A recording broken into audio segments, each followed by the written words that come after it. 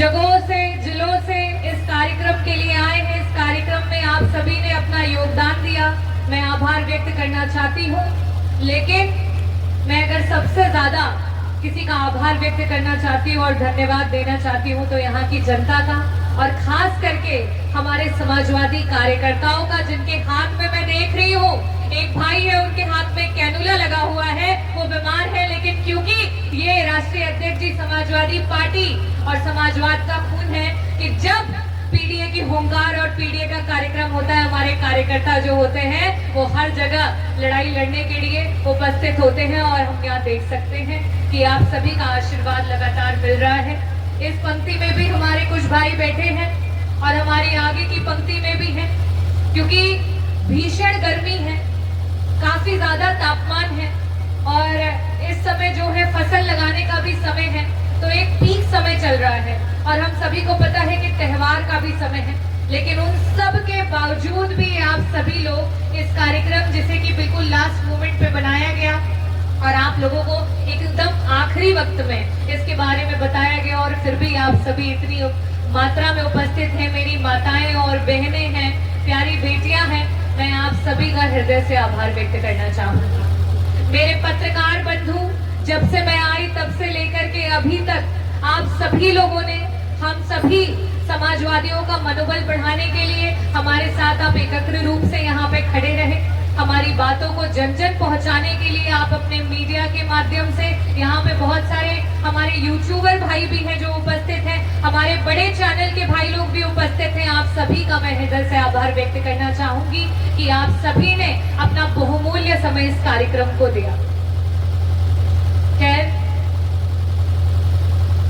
आप सभी ने विधानसभा में समाजवादियों की लड़ाई को अपने फोन के माध्यम से, टीवी के माध्यम से सुना होगा, और मैं यहाँ किसी नेता के रूप में आपके समक्ष नहीं आई हूँ, मैं आपके बीच में आई हूँ। तो एक बेटी जिसने दलित समाज में जन्म लिया और बाबा साहेब भीमराव अंबेडकर जी के संविधान ने और शिक्षा ने वो सीढ़ी पकड़ाई कि वहां से देश का जो सबसे बड़ा अस्पताल है वहां से मैंने एमडी की और एम्स हॉस्पिटल तक पहुंची, वहां से अपनी डिग्री को लिया। और जब वहां जिस दौरान पढ़ाई कर रही थी, शिक्षा ले रही थी, देश में महामारी फैली थी कोविड की, जगह जगह पे मौतें हो रही थी, और यही भाजपा की सरकार थी। यही सरकार थी जो सेंट्रल में भी बैठी थी, यही सरकार थी जो प्रदेश में भी बैठी थी। अपने देश के आधे से ज्यादा नौजवान जिनके पास नौकरियां नहीं हैं, वो दूसरे प्रदेशों में कहीं न कहीं काम कर रहे थे। और जब अचानक से बिना ये सोचे, बिना ये समझे कि उन गरीबों, उन बेचारे लाचारों के परिवारों के साथ और उनके साथ क्या होगा, लॉकडाउन अनाउंस कर दिया गया, तो जो गुजरात में था वो गुजरात में, जो बंगाल में था वो बंगाल में, जो दिल्ली में था वो दिल्ली में, जो बंबई में था वो बंबई में, और जो आपका जगह जगह पे फंसा हुआ नौजवान और उसका परिवार था वो वहीं रुक गया, उसकी जिंदगियां वहीं रुक गई, कोई यातायात नहीं बचा, यहाँ तक कि उनके पास खाने के लिए, खाना पीने के लिए पानी भी नहीं था। ना जाने कैसे कैसे उन लोगों ने उन दिनों को काटा जिस समय कोई गाड़ी नहीं थी, लोगों ने साइकिलों पे वहां से सफर करके अपने परिवारों तक पहुंचने का काम किया। ना जाने कितनों की रास्ते में मौत हो गई, उनकी तो इन सरकार ने गिनती भी नहीं की, जो हमारे लोग हमारे बीच से चले गए। जिस समय कोविड की पहली दस्तक थी तो इन्होंने हवाला दिया कि हम तैयार नहीं थे, हमें पता नहीं था कि ऐसा कुछ हो सकता है। लेकिन वही जब कोविड का दूसरा रूप सामने आया, जो कि बहुत ही विकराल रूप था, उस समय ये पश्चिम बंगाल में अपने बड़े बड़े मंचों से चुनावी प्रचार करने में लग गए। और उस समय उत्तर प्रदेश का ये हाल था, इतनी लाशें भिजी, इतने लोगों के शोषण हुए, अस्पताल नहीं मिले, दवाइयां नहीं मिली, ऑक्सीजन नहीं मिले, यहाँ तक कि गंगा माँ भी नहीं बची, लाशें गंगा माँ में बहा दी गई। जो उत्तर प्रदेश की अपने गरीबों की लाशें थी वो जा करके बह करके दूसरे प्रदेशों तक पहुंच गई, लेकिन इस सरकार ने छू नहीं की, इस सरकार ने कोई कदम नहीं उठाया। और ये तो सिर्फ एक घटना है, इसका जिक्र इसलिए कर रही हूं क्योंकि वहां से मेरे मन में आक्रोश आया, वहां से मेरे मन में एक संकल्प हुआ कि जिस संविधान की वजह से और जिस देश की वजह से मैं यहां तक पहुंची हूं, उस देश को अभी भी बहुत आगे लेकर के जाना है। मैं भले किसी एक जाति से आती हूं, भले मैं किसी एक धर्म से आती हूं, भले मैं एक महिला हूं, लेकिन अगर मैं सबसे पहले कुछ हूं तो इस हिंदुस्तान की, इस देश की नागरिक हूं, और इस देश के लिए मुझे जब जब जरूरत पड़ेगी और जो करना पड़ेगा मैं करूंगी, क्योंकि ये देश ना हिंदू से चलेगा, ना देश ये मुसलमान से चलेगा, ये देश अगर चलेगा तो बाबा साहेब भीमराव अंबेडकर जी के बनाए हुए संविधान से चलेगा। पीलीभीत में जिस समय चुनाव प्रचार हो रहे थे, आज के वर्तमान के गृह मंत्री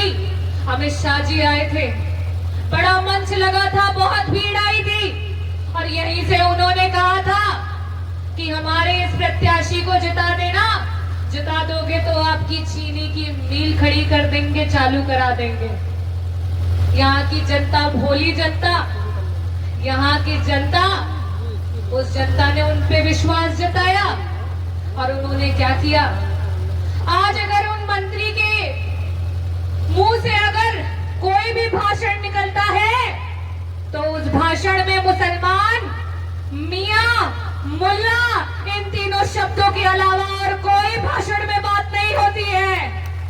हमारे युवाओं की कोई चर्चा नहीं होती है। मैं लखनऊ से पहली बार इस रास्ते से आ रही हूँ, पहली बार पीलीभीत की धरती पे आई हूँ। आसपास का जिला बरेली से भी हमारे बहुत सारे सोनकर भाई यहाँ पे आए हैं और बहुत सारे हमारे लोग यहाँ उपस्थित हैं।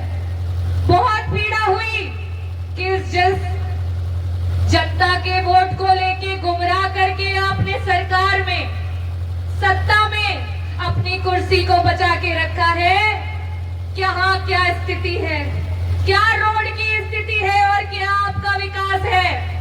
यहाँ पे एक सिंगल लेन की रोड छोड़ करके रखी हुई है कि अगर किसी के परिवार में किसी को इमरजेंसी हो और उसे अगर अस्पताल पहुंचना पड़े तो उसके पास कोई भी जगह नहीं है कि वो अपने लोगों को एम्बुलेंस पे लेकर के जाकर के इलाज करा सके। आज ये स्थिति कर रखी है पीलीभीत की, आज ये स्थिति कर रखी है आसपास के जिलों की कि इन्होंने सिर्फ और सिर्फ अपनी राजनीति का अगर महल सजा करके रखा है तो वो सिर्फ और सिर्फ हिंदू और मुसलमान बोल करके सजा करके रखा है। मैंने सदन में भी कहा था और इस मंच से भी कहूंगी, क्योंकि सांप्रदायिक हिंसा फैलाने का काम करती है भारतीय जनता पार्टी। इनकी पार्टी में नेता नहीं है, इनकी पार्टी में अभिनेता हैं जो घड़ियालू आंसू रोते हैं। अभी कुछ दिन पहले की घटना है, 2 दिन पहले इतना बड़ा कांड हुआ, इतनी भीषण आग लगी और आप सोचिए कि लखनऊ जैसी जगह में वो आग लगी और ना जाने 14 से 15 बच्चे झुलस के वहां पे वो मर गए।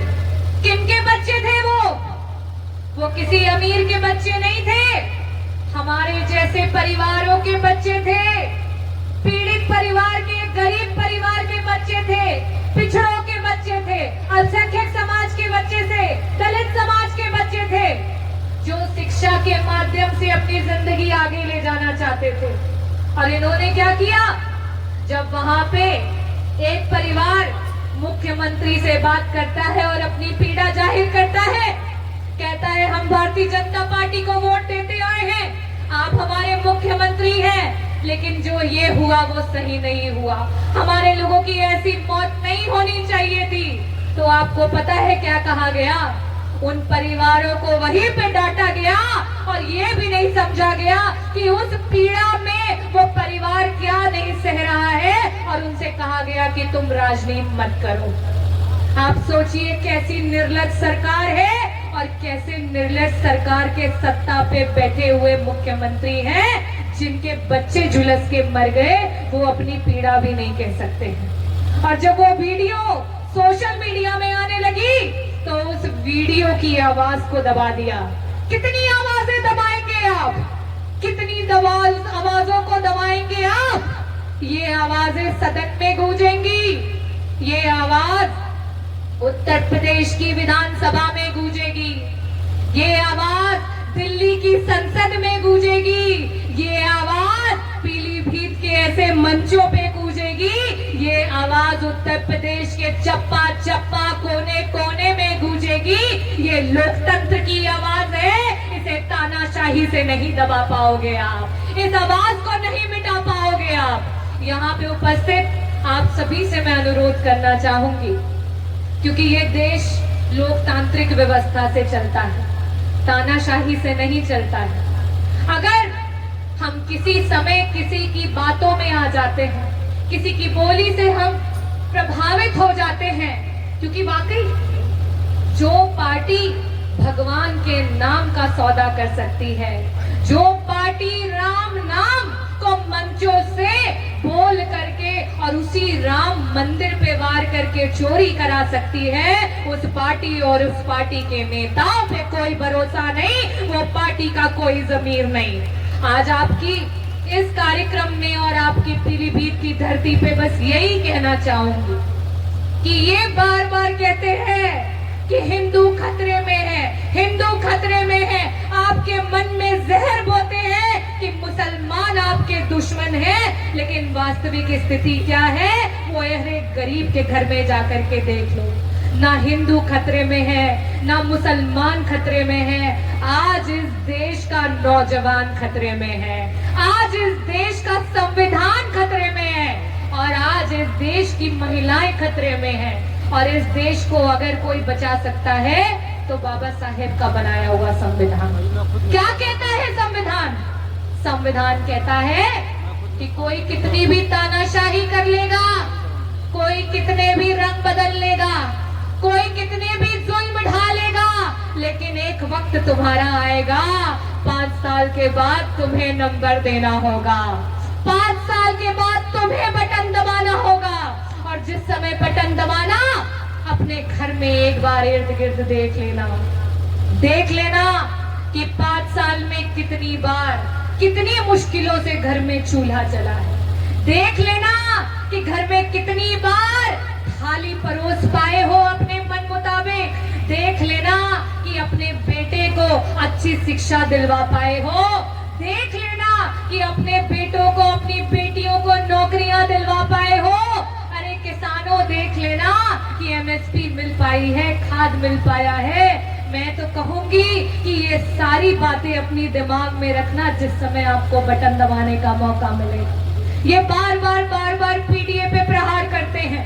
पहले तो नौकरी नहीं लाना चाहते, लेकिन जब इन्हें कुर्सी और सत्ता लगता है कि अब ये गिर जाएगी तो ये वैकेंसी लाते हैं। और वैकेंसियों में क्या करते हैं? वैकेंसियों में घोलमाल करते हैं, आरक्षण की सीटों की फेर बदल करते हैं, आरक्षण की सीटों को घटा देते हैं, कभी ओबीसी की सीटें 0 कर देते हैं, कभी पिछड़ों का हक मार लेते हैं, कभी एससी की सीटें 0 कर देते हैं, कभी उनका हक मार लेते हैं। और जब इससे भी काम नहीं बनता है और बच्चे परीक्षा के सेंटरों पे पहुंच जाते हैं तो ये पेपर लीक करवा देते हैं। ये पेपर लीक करवा के हमारे बच्चों को खून के आंसू रुलाते हैं।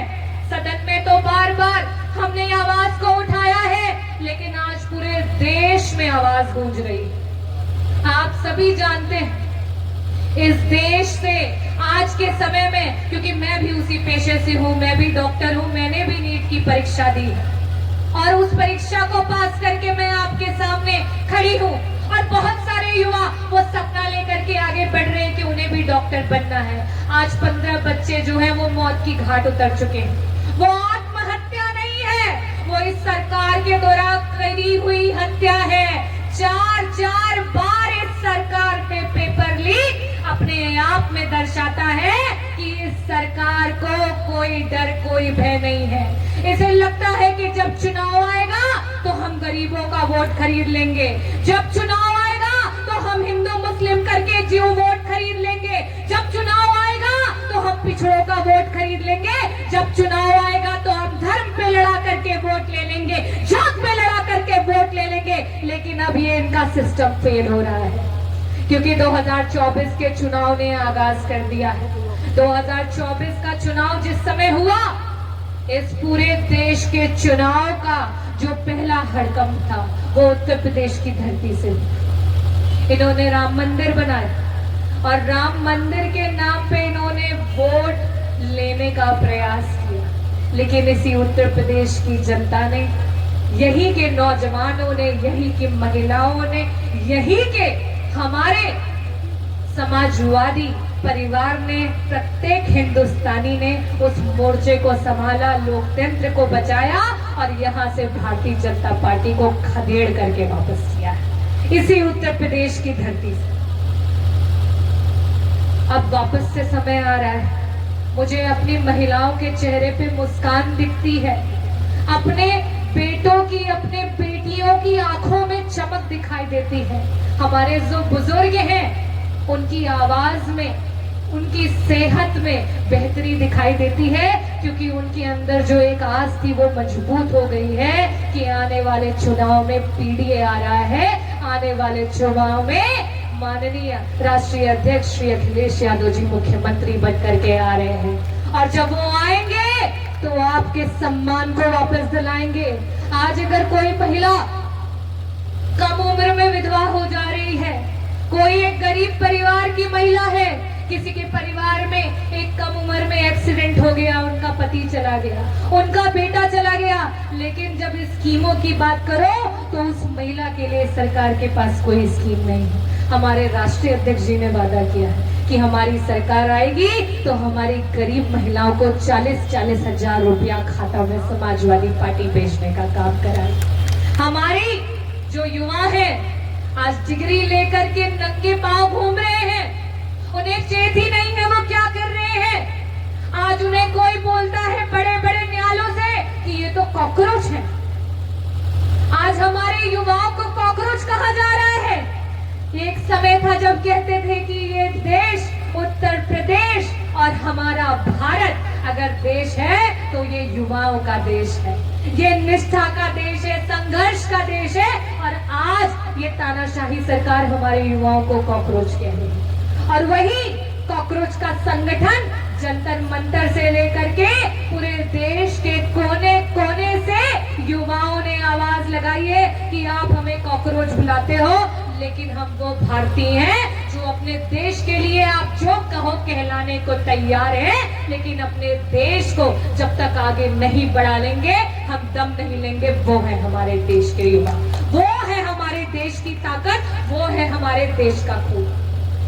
लोग कहते हैं कि क्या करोगे, कैसे लड़ोगे, बड़ी कठिनाई है, ये बुलडोजर चला देंगे, ये डरा देंगे, ये धमका देंगे, बहुत सारी और आपस में लड़ा देंगे। लेकिन आपको मैं बताऊं कि जिस तरीके से भारतीय जनता पार्टी ने अपनी पार्टी में इतने गुंडों को पोषित करके रखा हुआ है, ले लिया है, और इनका बुलडोजर इनके द्वारा पोषित किए हुए गुंडों के माध्यम से आज भारतीय जनता पार्टी की तरफ चलना शुरू कर गया है। जो इन्होंने संविधान को तोड़ने का प्रयास किया, जो हमारे मूलभूत सुविधाएं हैं उन्हें लेने का प्रयास किया, और हमारे बीच में बुलडोजर से नाम से ये जो है अपना गुणगान कराते थे, आज वही बुलडोजर इनकी उल्टी गिनती शुरू कर चुका है। और इसी उल्टी गिनती पे आपको बटन दबा करके मोहर लगाना है।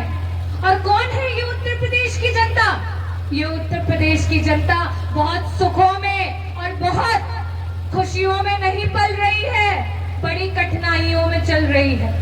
बच्चा उसका बेरोजगार है, इलाज के लिए दूर दूर तक अस्पताल नहीं है, महिला भी बेचारी बेहाल है, और आए दिन कहीं न कहीं कोई न कोई कुकर्म की भेंट चढ़ रही है हमारी बेटी। और यहाँ का प्रत्येक नौजवान, प्रत्येक इंसान और हमारे उत्तर प्रदेश के लोग यही कह रहे हैं कि मैं फूल नहीं उस माटी का जिसको नदियों ने सींचा है, बंजर धरती से उगकर मैंने मृत्यु से जीवन खींचा है। पर लिखी इबारत हूँ, शीशे से कब तक तोड़ोगे, मिटने वाला मैं नाम नहीं, तुम कब तक मुझको रोकोगे, तुम कब तक मुझको रोकोगे। ये कब तक आपको रोक सकते हैं? आज? ये कब तक आपको रोक सकते हैं? कल? लेकिन जिस दिन चुनाव होगा, जिस दिन मतदान होगा, उस दिन एक एक व्यक्ति निकलेगा, अपने घर से निकलेगा। आज हमने अपने आंखों में अपने आंसू को संभाल लिया है, क्योंकि जो राजनीति हम देख रहे हैं बहुत ऊंची, बहुत नीची राजनीति देख रहे हैं। हमने तो राजनीति मंचों से देखी थी, हमने तो राजनीति आत्मसम्मान की देखी थी, हमने तो राजनीति अपने आपसी संवैधानिक अपने मतभेदों की देखी थी, कि जब आपको किसी के जो आपके विचारधारा हो उससे आप सहमति ना रखते हो, उसकी राजनीति का विरोध देखा था। आज तो हम हिंदुस्तान में मनुष्य का मनुष्य से, जाति का जाति से और धर्म का धर्म से विरोध देख रहे हैं। ये कैसी राजनीति? और इस राजनीति को अगर कोई हरा सकता है तो वो सिर्फ और सिर्फ इस देश की जनता है, हिंदुस्तान की जनता है, हमारी ताकत है। अभी कुछ दिन पहले महिला आरक्षण को लेकर के चर्चा हुई और महिला आरक्षण को लेकर के इन्होंने प्रयास किया कि विपक्ष को किस तरीके से कटघरे में खड़ा करें। ये नहीं जानते कि समाजवादी पार्टी की नींव रखने वाले श्रद्धेय नेताजी एक मामूली से किसान के बेटे थे, कोई राजा महाराजा के परिवार से नहीं थे, एक मामूली से किसान के बेटे थे, जिन्होंने अपने पॉकेट में एक कलम और अपने पैरों में एक सादी चप्पल पहन करके निकल गए थे, सिपाही से निकल गए थे उस लड़ाई पे कि किस तरीके से अपने पिछड़ों को, किस तरीके से दलितों को उनका अधिकार दिलाए। और वही हमारे खून, वही हमारे रगों में समाजवाद का विचारधारा का खून। आज ये जब राम मंदिर की चोरी पकड़ी जाती है तो उत्तर प्रदेश के पूर्व मुख्यमंत्री समाजवादी पार्टी के राष्ट्रीय अध्यक्ष के परिवार पे टिप्पणियां करवाते हैं। उत्तर प्रदेश के पूर्व मुख्यमंत्री जी की बेटी पे गलत तरीके की टिप्पणियां करवाते हैं। उनके परिवार और जिस समय महिला की आरक्षण की बात होती है, उनकी मां को भी नहीं बख्शते। ये भूल जाते हैं कि सबसे पहले जिस व्यक्ति पे वो टिप्पणी करवा रहे हैं वो उत्तर प्रदेश के मुख्यमंत्री रहे हुए हैं, और उत्तर प्रदेश के मुख्यमंत्री की बेटी उत्तर प्रदेश के प्रत्येक व्यक्ति के बेटी के समान है। उसके साथ इस तरीके का कृत्य करना हर एक व्यक्ति की बेटी के साथ, उसके सम्मान के साथ खिलवाड़ है। ये बार बार आपके सामने एक ऐसा चेहरा लाना चाहते हैं कि भारतीय जनता पार्टी महिला जो है, भारतीय जनता पार्टी जो है वो बहुत महिलाओं का सम्मान करती है। इसी जिस समय ये विरोध करवा रहे थे, जगह जगह से भीड़ जुटवा रहे थे और महिलाओं को लेकर के आ रहे थे, उसी समय इन्हीं की पार्टी की एक महिला विधायक राष्ट्रीय अध्यक्ष जी का पुतला फूंक रही थी और उनका मुंह झुलस गया। एक भी भारतीय जनता पार्टी का नेता उन्हें नहीं देखने गया।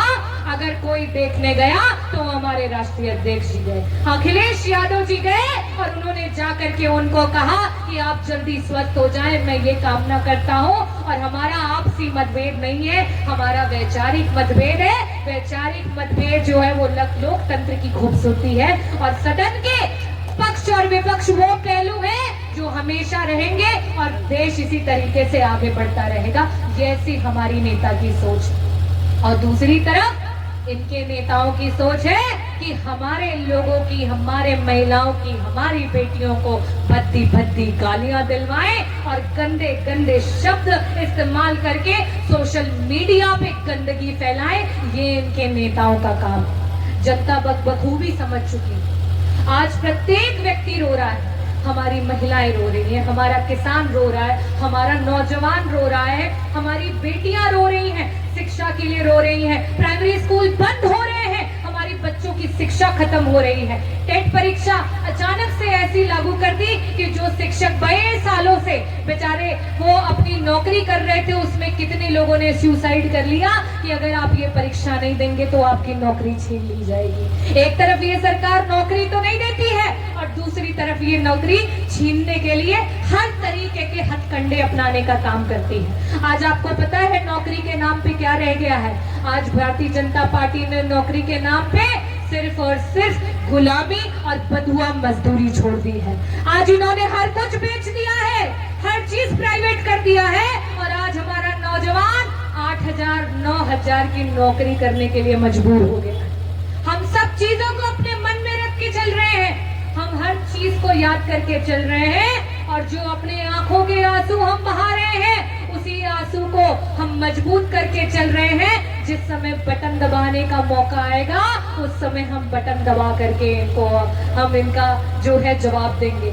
और ये बार बार हिंदू मुस्लिम कराते हैं, बार बार, ना जाने इन्हें क्या मजा आता है देश को विभाजित करने में, प्रदेश को विभाजित करने में, लोगों के मन में जो है द्वेष डालने में। मैंने सदन में भी कहा था और यहाँ पे भी कहूं कि रावण नहीं हम पलने देंगे साधुओं के भेष में, अफजल नहीं पनप सकते हैं अब्दुल कलाम के देश में।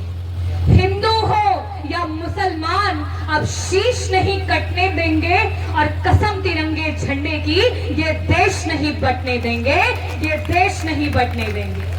और संघर्ष करना पड़ेगा, सिर्फ विपक्ष को नहीं, सिर्फ नेताओं को नहीं, प्रत्येक भारत के हर एक नागरिक को अगर अपना संविधान बचाना है, अपना अधिकार बचाना है और इस तानाशाही से मुक्त होना है। और मुझे पूरी उम्मीद है कि हम सफल होंगे, हमारे देश का तिरंगा और ऊंचाई पर जाएगा और हम वापस से अपने लोगों के चेहरों पे मुस्कान देख पाएंगे। तो चंद शब्दों में अपनी बातों को खत्म करूंगी और ये कहूंगी कि सफल होना है तो कदम भारी रख, बाहर निकल तूफानों से यारी रख। कदम कदम पर मिलेंगी ये मुश्किलें तय है, पर तू निरंतर अपना सफर जारी रख, तू निरंतर अपना सफर जारी रख। बाबा साहेब अमर रहे, बाबा साहेब अमर रहे, जय भीम। बहुत बहुत धन्यवाद आप सभी को। जय भीम, जय भारत, जय समाजवाद।